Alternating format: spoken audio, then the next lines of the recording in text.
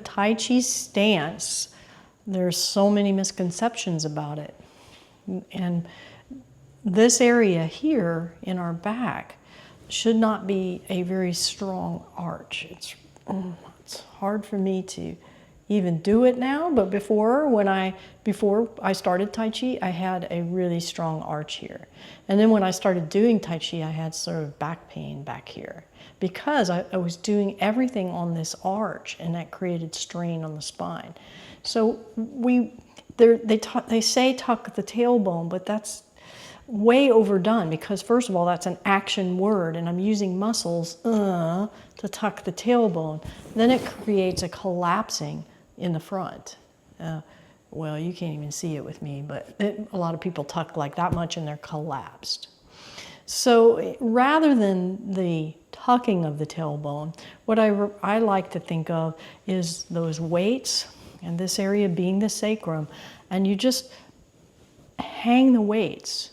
And this helps you to release this whole pelvis area, like it's a bowl, it's a heavy bowl, and you're just releasing it. And especially this back area. And when you release it, what happens is these muscles are soft. So that's how you can test it, is take your arm back there, your hand, and feel. If these muscles are tight and engaged, then you haven't released this.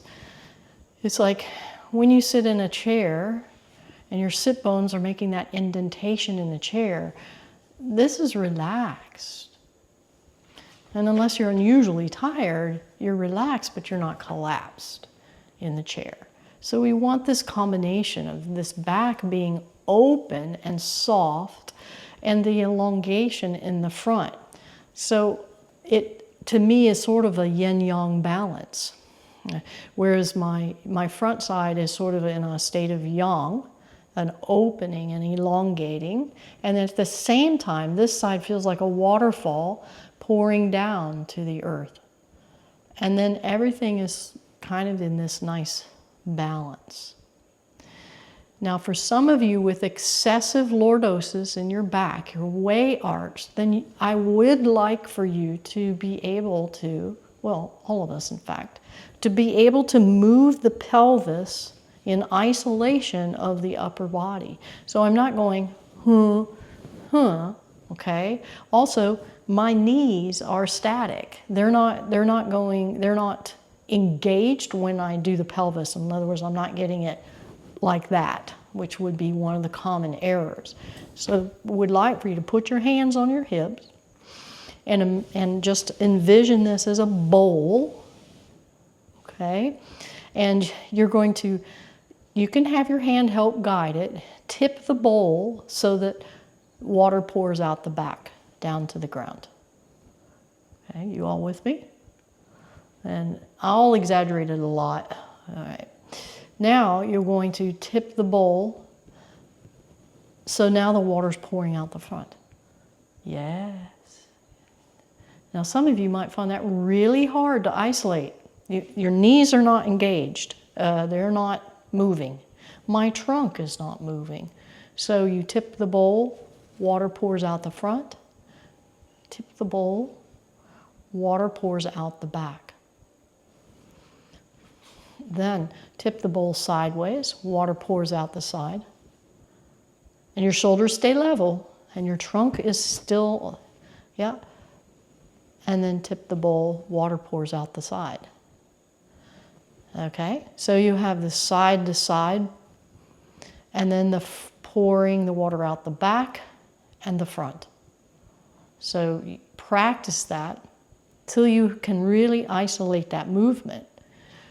Then what you will be able to do when you get in your Tai Chi stance is because you have the fluidity of movement in that pelvis, as you release the weight back here, your bowl will automatically become level and trim.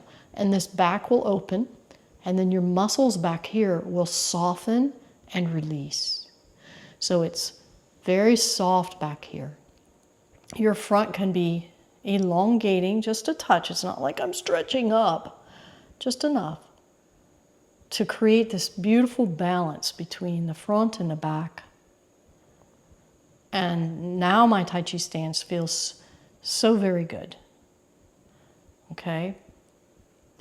And then you have to make that adjustment fore and aft once you get this sort of dialed in. So feel your back.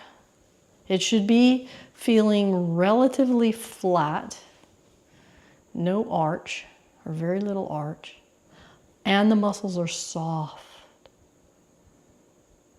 And once they're soft, you can just settle your weight all the way down to the ground. And this becomes a tremendously comfortable platform for you to do your standing meditation. And you can practice it, and your body will get like, start to make changes, and you'll start to feel tense again. And then you can just isolate that pelvis, release this back area or the sacrum, and find that position of comfort again. And then on that, we can start to build that same comfort and balance with our movements.